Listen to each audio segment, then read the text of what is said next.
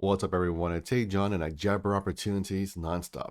And today we will be discussing Evergrow Coin, the cryptocurrency market as a whole, Bitcoin, and the stocks, because we're seeing the Fed impact everything.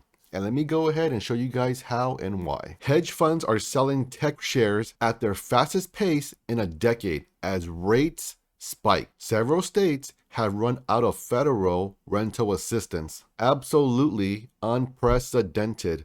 Massive protests in Kazakhstan are making international shockwaves. We can now see the Fed in the FOMC minutes, how they affected the markets. We're seeing tech stock getting sold off. We can see the impacts of the Fed because they are expected to raise rates 8 times this year. The shocker here is not about the rates being hiked.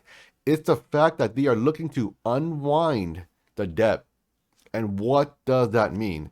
Essentially, this means that they will stop buying bonds. And you're like, okay, what's a big deal here? Well, bonds are the hugest equities market in everything else. But of course, they're very boring and they are almost never covered. So essentially what a bond is they have a set maturity date, say January of 2023. So when January 2023 comes, guess what? That particular bond is no longer auto-renewed to create a new bond. And that is what is meant by unwinding the debt. And these bonds, they fund lots of infrastructure bills. They fund all sorts of government initiatives. We can also see rental assistance is running out of money, and we know folks are living in inflation right now, and we all know it is not transitory. It's real, it's here, and I suspect these people may not have any assets, as in maybe they don't have cryptocurrency, they probably do not have any stocks or equities, so these folks are left in the cold. The reason why this is important is simply because if you have enough people who have no shelter, they have to live somewhere, and they will go out and about, and you may see some more civil unrest. And when you see more civil unrest, you're going to see more instability in the country. And more instability leads to the equities market having a reaction to it. And we all know that instability is not good for business. Case in point, look at Kazakhstan. You're seeing massive protests around the whole country, and they are looking to change. And we're seeing the fuel prices starting to spike because Kazakhstan is a huge player in the oil market. And why is it important? Well, when you produce oil, a natural byproduct is natural gas. And guess what powers cryptocurrency in all of these proof of work systems? Natural gas is one of the fundamental fuels that powers it. Yes, we have solar and wind, amazing renewable energies, but at the end of the day, they are not at the level where they need to be, so we still rely on fossil fuels. We are now looking at the fear and greed index for Bitcoin, and by golly, I have not seen it at 15 for quite some time. Let's go ahead and see the history of where it's been. Every time we get around to 15 fear index, we may go to 10, and the lowest I've seen is 8. But the 8 is a rare occasion. The 10 happens every so often, but the 15 usually sees a bounce soon thereafter. So with all that being said, folks, we're going to start seeing people lose their positions. And let's go ahead and see right here. Now we're looking at total liquidation, basically people buying and selling their Bitcoins. Check it out. Yesterday, 637 million was sold. And then today, you have 179 million currently. So this is what is causing the pullback in the breakdown. And now let's go ahead and cover it in the charts. So now we're looking at the Bitcoin charts, and we can see what is going on. We know why Bitcoin fell down yesterday, because we saw over $630 million sold, and I suspect that's mostly retail. The Michael Saylors of the world are not selling their Bitcoin. That tells us, nope, they're not selling either. And now we are heading towards the support line of 40,828. And we can see the indicators showing that we're going to pull back around there, and we are currently breaking down below the long-term upward trend line. So Bitcoin's pulling back. We're seeing huge Bitcoin sales. So what does this all mean? We know the Fed are increasing their interest rates 8 times this year, and they are looking to unwind a debt, and that is the surprise. Nobody knew about that. But if you look at the previous FOMC minutes, They never mentioned that. They only mentioned rate hikes. And now we're seeing Bitcoin pulling back, and now we're seeing the fear index increase to 15. And we've seen the history on the fear index. Anytime it gets to 15, it goes to 10 and possibly 8. So with all that being said, this means that, in my opinion, if Bitcoin gets around to the 40,828 support line, I suspect that will be a place where we will see Bitcoin bounce back up and you will see a fury of buying. Because these fear indexes, they never last for very long. It just shakes out the weak paper hands. In my opinion, this year, the low for Bitcoin may be 40,828, assuming the fear index does not get any more crazy. So this is fantastic for altcoin season. The more and more Bitcoin pulls back, the more and more we head towards altcoin season. And guess what? All our favorite coins are altcoins. Check it out, folks. This gets me very excited to see.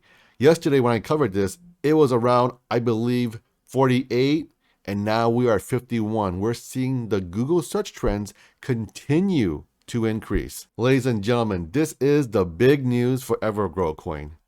Evergrow Coin EGC, first group of Crator beta testers will receive their invites to newly designed platform this evening. After 48 to 72 hour blackout for initial feedback and bug test, they can share content on social media. We will then invite 50 to join, including your favorite #EvergrowCoin YouTubers. So ladies and gentlemen, irregardless of what Bitcoin is doing and what the stock markets are doing, I can still see Evergrow Coin continuing their rally. And the reason for that is because we have groundbreaking news. We have the utility finally being released. And by released, I mean having individuals to use it who are not in the Evergrow Coin circle. So now we are seeing it being released into the wild, and this is phenomenal because Evergrow Coin has a lofty amount of goals to hit, and they are actually doing what they're saying. This is going to be one of the revolutionary things in cryptocurrency. And the reason why I'm so bullish on Evergrow Coin is because they're actually making good on what they're saying. And in my opinion, it's a very rare thing where cryptocurrencies actually make good on their promises. So I believe Evergrow Coin is setting the bar very high. So yesterday we saw Evergrow Coin have a huge sell-off. The high was around 1630 and the low was about 1186. And it hit both my resistance and support lines. You have to understand some support and resistance are stronger or weaker than others. So we saw a huge buy of $6.5 million in volume, and following that a 5.133 million volume sell. The next day we're seeing the current volume at $333,000. So this means that around 1204 up to 1249, people were starting to buy the dip, and they bought it hard, and that's why we're seeing a nice bounce up on the following day. And I suspect it's due to the Crator news being released, and this is a huge deal for Evergrow Coin. Let's go ahead and wrap this all up. So what do we see here? Bitcoin still pulling back from a huge sell-off. The Feds are looking to unwind their debt, and that was a surprise, and that's why the equities market is pulling back. We're seeing civil unrest in other countries, and we could potentially see fuel prices increase. We're seeing Evergrow Coin making good on their promises and actually releasing the utility that they have been promising. So this will be a huge catalyst for Evergrow Coin, and it will instill more confidence in more folks. So you may see old whales come back to purchase Evergrow Coin because they have a new resurgence and a new instilled confidence in the token, and they believe that they can actually do what they say they will do. So we saw Evergrow Coin have a healthy pullback, and the reason why is simply put, day traders.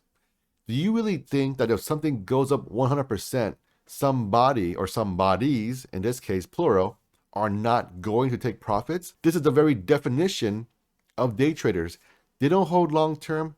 They're not investors. They're looking to create liquidity by increasing volume, by buying and selling. And this gives you a better position, and you can see the price not fluctuate as much when you buy and sell. But of course, at the flip side, there will be a lot of volatility. And if you're a new investor, you may get taken for a ride. And that's okay, because everyone pays their tuition. If you get taken for a ride, this means that you will do more due diligence, you will do more research, get $250 in Bitcoin, link down below in the description, get 2 free stocks courtesy of WEBULL, get $25 in crypto.com, everything, link down below in the description. Go ahead and like, share, and subscribe, and leave the keyword down below because I want to know who are the real ones, and the keyword is bull. And most importantly, have an awesome day, and I will catch you all on the next one.